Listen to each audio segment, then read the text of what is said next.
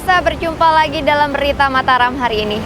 Sejumlah berita penting dan menarik lainnya telah kami siapkan untuk Anda dan berikut diantaranya.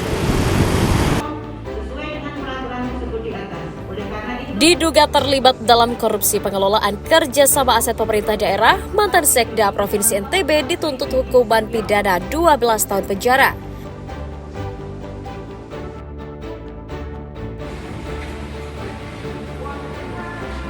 Ketagihan main judi online, dua pemuda di Mataram diringkus polisi karena mencuri ratusan meter kabel listrik milik PLN. Kapal itu ngambil kapal.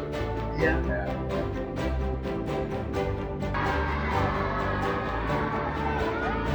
Jelang balapan MotoGP Mandalika, puluhan pebalap dunia dan kru tiba di Bandara Bizam dan disambut ratusan warga dan penggemarnya. Bersama saya Rahayu Japar, inilah Berita Mataram selengkapnya.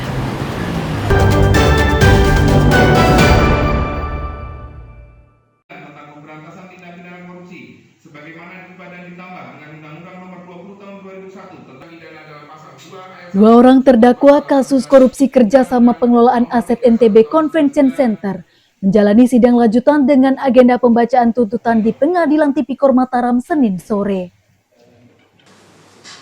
Dalam tuntutannya, jaksa penuntut umum menyatakan perbuatan terdakwa Rosyadi Sayuti, mantan Sekda NTB periode tahun 2015-2018, terbukti bersalah karena menyalahgunakan wewenang dalam pengelolaan kerjasama aset Pemda tersebut. Karenanya JPU menuntut tersangka dengan masa pidana penjara selama 12 tahun dan denda Rp500 juta atau subsidiar 6 bulan kurungan. Sementara rekannya dari pihak swasta, Loli Sutajaya Nasution, yang merupakan mantan direktur PT Lombok Plaza juga dituntut 12 tahun penjara dengan denda Rp750 juta. Ia juga diwajibkan membayar kerugian negara sebesar Rp15,2 miliar. Menjatuhkan pidana terhadap terdakwa.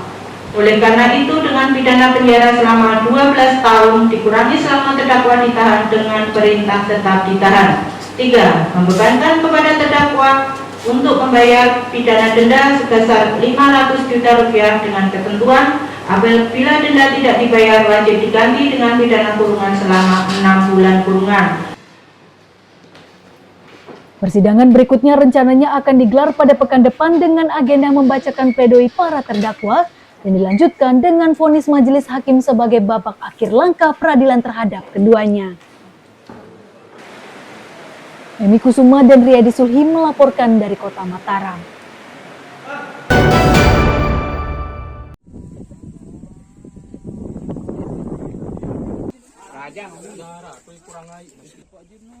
Hektaran tanaman tembakau di Dusun Bakong, Desa Lembar, Kabupaten Lombok Barat dipastikan rusak akibat hujan yang mengguyur wilayah tersebut sejak 2 pekan lalu.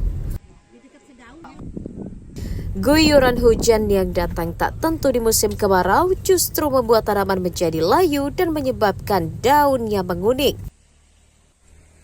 Sementara cuaca tak menentu juga membuat sebagian tembakau tidak tumbuh optimal atau kerdil karena tidak mendapat kadar air yang cukup selama kemarau.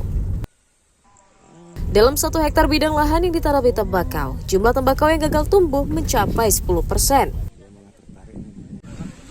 Untuk mengurangi kerugian, para petani memilih memanen tembakau mereka lebih awal. Selain harus pasrah dengan hasil panen yang tidak optimal, petani juga mengaku rugi karena terlanjur mengeluarkan biaya produksi yang cukup tinggi.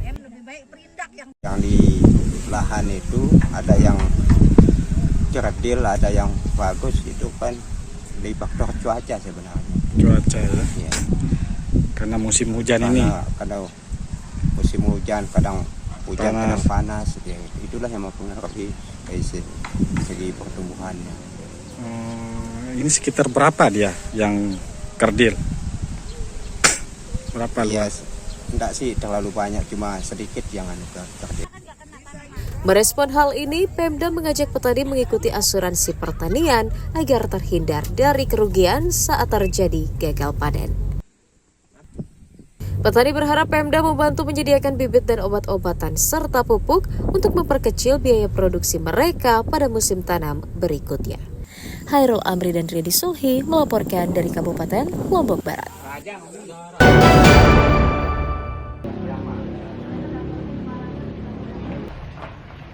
Ini mau dibawa. Pemerintah Kota Mataram mendorong puluhan dapur SPPG yang beroperasi melayani program MBG agar segera mengurus sertifikat Like Hygiene Sanitasi atau LHKS yang menjadi standar utama operasional kegiatan pengelolaan dapur makanan dan restoran. Dinas Kesehatan menyatakan perlunya standar LHKS untuk memastikan seluruh operasional pengolahan makanan berikut bahan bakunya dipastikan memenuhi standar gizi dan kesehatan yang baik. Menurut data dinas, dari total 13 dapur SPPG yang beroperasi menyediakan menu makan bergizi gratis bagi para siswa, hanya 5 dapur saja yang telah memiliki sertifikat. Selain untuk menjamin standar kesehatan makanan, langkah itu juga untuk mencegah maraknya kasus keracunan makanan yang belakangan terjadi di daerah. Intinya adalah bagaimana kita perkuat MBG ini, ya SPPG ini dalam rangka mensupport mereka menjamin kualitas dan kesehatan daripada makanan yang diberikan, termasuk juga bagaimana proses pelaksanaannya. SPPG atau dapur MBG ini nanti diberikan waktu sampai bulan Oktober untuk mengurus SLHS, sertifikat layak higienis dan sanitasi. Itu memang berada di Dinas Kesehatan. Jadi kita akan di Dinas Kesehatan Kota Mataram tentunya akan berusaha membantu untuk mempercepat proses ini. Untuk mempercepat standarisasi kelayakan pengolahan makanan, Dinas Kesehatan Kota Mataram membatasi pengurusan LHKS hingga bulan Oktober. Jika tidak, dapur SPPG yang tidak memiliki SPPG akan ditutup karena dinilai tidak mematuhi aturan. Ini Kusuma dan Riyadi Sulhi melaporkan dari Kota Mataram.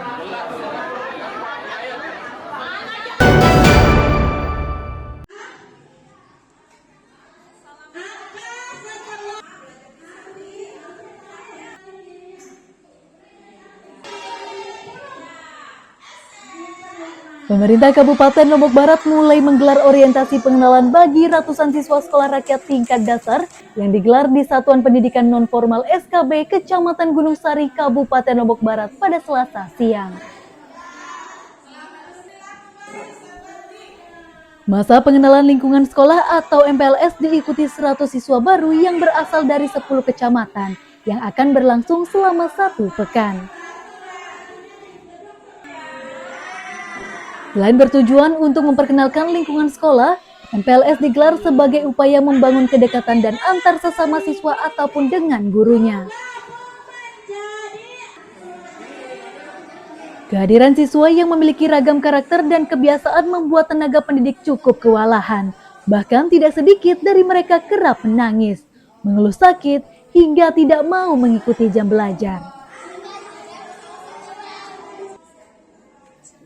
Namun sejumlah siswa juga mengaku beruntung bisa menjadi bagian dari sekolah rakyat karena dapat mengenyam pendidikan gratis. Kalau untuk kegiatannya, kami mulai bertugas sejak 1 September 2025 untuk mempersiapkan segala sesuatunya terkait terlaksananya kegiatan pembelajaran di SRD 4 Lombok Barat ini. Sementara untuk lahan dan bangunan ini sudah disiapkan oleh Kementerian PU yang dilaksanakan sejak 1,5 bulan ini. Sekolahnya di mana nih? SDN 4 Lembar Selatan. SDN 4 Lembar Selatan. Kenapa pindah ke sini? Karena aku ingin mandiri. Ingin mandiri, nggak mau lihat orang tua sakit. Ingin jadi anak yang Nggak mau lihat orang tua sakit. Ingin mandiri.